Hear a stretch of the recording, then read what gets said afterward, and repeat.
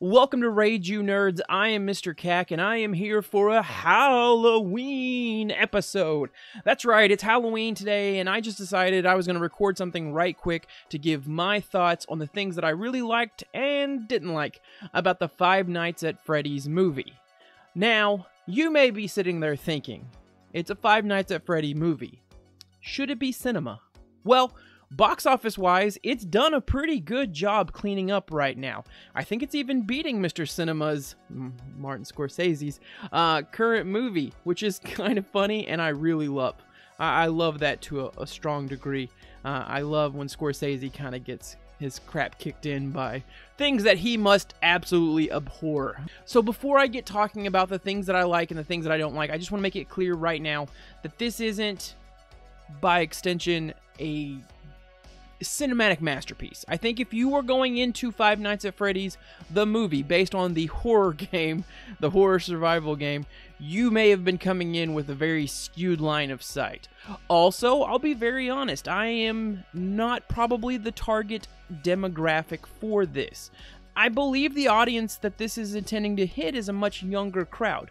A crowd that's kind of grown up watching reactors and commentators play the games and then going and playing them themselves. And now the younger audience that's getting invested in what Scott Cawthon is doing with the book series and some of these newer games. So I'll be completely honest, I don't think that this movie was intentionally designed to pique my interest. It was designed to maybe get my curiosity. And now you had my curiosity. Now you have my interest. And I think for the most part, it was an enjoyable romp. I watched it with my 6-year-old daughter, which probably makes me a bad parent, but she's almost 7, which is still younger than the PG-13 requirement. But from a like perspective, while this is PG-13, while it is horror, while it does have moments of people getting, and you know, some of the, there's not over-the-top gore. Right? There's the spookiness, there's some of these little jump scares that pop up, especially with Balloon Boy, but there wasn't anything, I mean, other than a person getting bit in half. Like, there wasn't anything too gory or anything that would really cause me to feel like I'm a bad parent for doing it. I saw parents bring their kids to Deadpool movies, so I feel like in retrospect, what I did was relatively PG, even though there's a 13 attached to the end of it. So I appreciate that for that younger audience, that this is something that they could probably enjoy with parental guidance. Really appreciated how it had some spookiness to it, so it gave them kind of that more adulty edge, but it wasn't anything overly dramatic, anything that would cause me as a parent to be concerned about them. So I think that's really cool that this movie is the mark for that demographic in that regard. The scares themselves, I never really found anything scary. I think Balloon Boy had a couple good little jump moments there. I think there was some really good kind of creepy moments, especially with the animatronics themselves.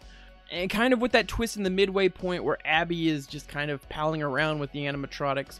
Granted, it is for a devious end. You don't really feel like there's that much there that's like, it's just, it could have been scarier, right? I think that's a criticism. It could have been scarier. Things that I love, the animatronics, their look. I love that we went practical. There is a big concern that we weren't going to go practical, especially seeing some of the promotional artwork done for Five Nights at Freddy. There was an immediate concern I had viewing that back long ago, that I was like, oh man, if they make this too CGI, it's not going to look good. The practical Freddy, Chica, Bonnie, Cupcake, and Foxy, all of that looked great. That was great. I really think Jim Henson's studio is already fantastic in and of themselves, but they did a really good job making stuff that practically looked like it came out of the first game, which is really cool from a nostalgia perspective. I think that's probably another thing that I really liked about this movie, is that there was a lot of little nods and Easter eggs and little calling cards to the games, to the book series, to things that you may have known coming into it. And while it was slightly different for this iteration of the FNAF world, they were still moments where you're like, Vanessa, I get what they're doing there. The Balloon Boy popping up. I can't talk enough about Balloon Boy. He's probably my low-key hero in all of this. A Golden Freddy reference, the allusions to the whole Afton family and their larger connection to it, some planted seeds for sister location, some of the Vanny mask type. There's a lot there that just makes you feel like you were rewarded if you knew all this stuff. Granted, it may not have helped you understand any better what was happening, but you felt like, hey, I got that reference, and I'll put Leonardo there. So yeah, I liked that it was kind of rewarding for those that are junkies to all of this. There are probably some film and theory YouTube commentators out there right now that are having anaphylactic shock from just how much goodness they got from this, and to the point that some of them even appeared. But I mean, you had Matt Pat in the diner, you had Corey Kenshin as the cabbie driver. I heard at one point that maybe Markiplier was going to be in this, and that would have been really awesome. I thought he would have done a great job as the phone voiceover that basically gives the instructions tutorial from the game that we kind of got here with Steve Raglan. And about Steve Raglan, the Steve Raglan of it all, the Steve Raglan Vanessa of it all.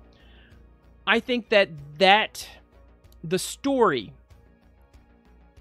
a part of the story made sense, and I understood where they were going. How it all kind of culminated and tied together at the crescendo in the third act, that just felt off. I didn't understand. It felt like we skipped a bunch of steps and all of a sudden William Afton. Right? We skipped a bunch of steps. William Afton's my dad. We skipped a bunch of steps. It all ties together. I feel like we should have focused on one or the other. We should have focused on Mike's journey to try to understand what happened to his brother Garrett, or we should have just completely went for broke on the current mystery.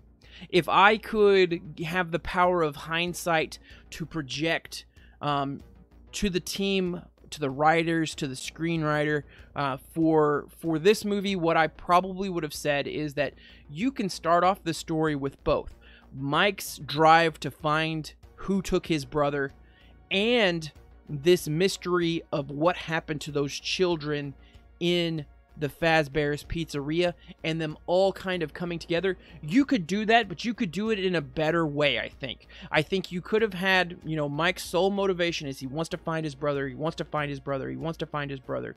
And then him getting this job is slowly taking away his focus from that, but then he starts to get caught up in this new mystery.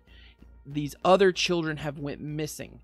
And now Mike, who's already had this ingrained notion of wanting to find a missing child, starts to dig deeper into this missing children story around this place that he's now working out.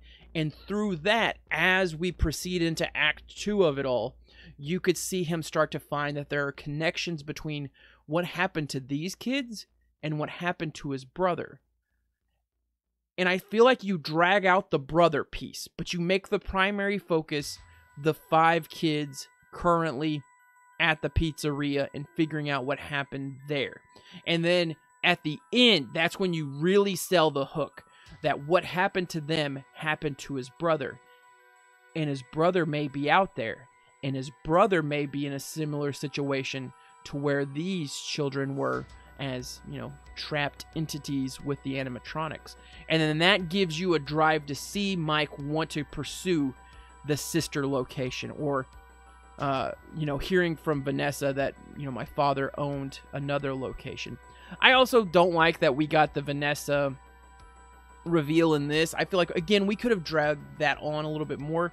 Vanessa's intro into all of the story just kind of felt off the whole time. Like, it always was like, is she actually a cop? And if she is actually a cop, why is she not fired? She's just doing whatever she wants and taking up large portions of her time. And she's like wasting it all at this rundown decrepit. Like, surely the force is upset with that. I don't know if we needed William Afton to be the direct villain in this. Again, I feel like there are things that we just tried to rush to throw in all at once when it could have been something that could have been incorporated, but incorporated much more subtly or much more at the end of it, so that way it can help sell the hook for getting us to the next point. I don't know. It feels like we tried to jam 2 games worth of things, 2 stories into this, and it just, I don't know, it felt a bit off. Now, granted, for a younger audience, maybe that doesn't resonate as much. I watched this with my 6-year-old daughter and also my wife. My wife has absolutely no idea anything about Five Nights at Freddy, and so through her, I got a lens of someone that was just watching the movie the first time. Through her, she had a lot of questions, and most of them tied back to the Vanessa of it all, and then the reveal of William Afton at the end. She had questions, a lot of like, why is that? And through some of it, I was able to say, well, in the game, you know, like, this is where the connection is. In the game, this is why it is. But we don't really... There's not a lot of explanations. There's a lot of stuff that happens, but there's not a lot of explanations. Why are these ghost children affixed to these animatronics? What actually happened to them? Why is William Afton doing this? Why is Vanessa still going along with all of this? There are all these questions, and if they were done right, they would be good fodder for a sequel.